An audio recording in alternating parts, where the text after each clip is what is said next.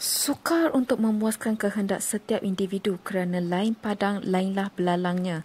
Lain orang, maka lainlah ragamnya. Perbadanan Kemajuan Filem Nasional Malaysia, FINAS, merasakan industri perfilman tempatan memerlukan perubahan drastik dari segi kualiti berbanding kuantiti.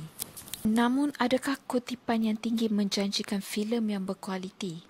Filem ni dia lebih subjektif. Kita tidak boleh melihat industri filem ataupun industri pembikinan filem ni sebagai sesuatu yang hitam atau putih. Misalnya, filem yang buat duit bermakna filem itu tidak bagus, atau filem yang kurang membuat duit kualiti. Dia lebih warna-warni sifatnya.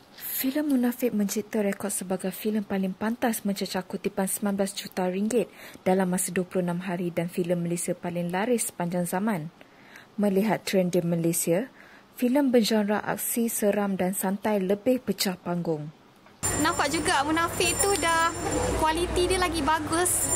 Walaupun cerita orang Melayu, tapi kualiti dia boleh lah. Tapau TV yang merupakan sebuah web TV yang mengenengahkan bakat rakyat Malaysia berpendapat bahawa peminat filem di Malaysia kini lebih bijak menilai kualiti sesebuah filem. Dia not release sebab cerita seram lah.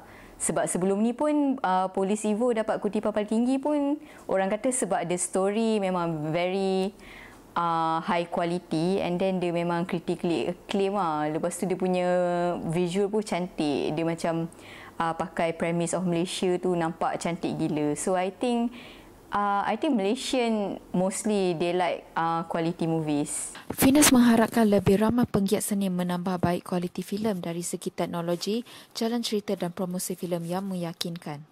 Penerimaan umum terhadap filem tempatan seringkali bersifat stereotip dan dikatakan tidak berkualiti.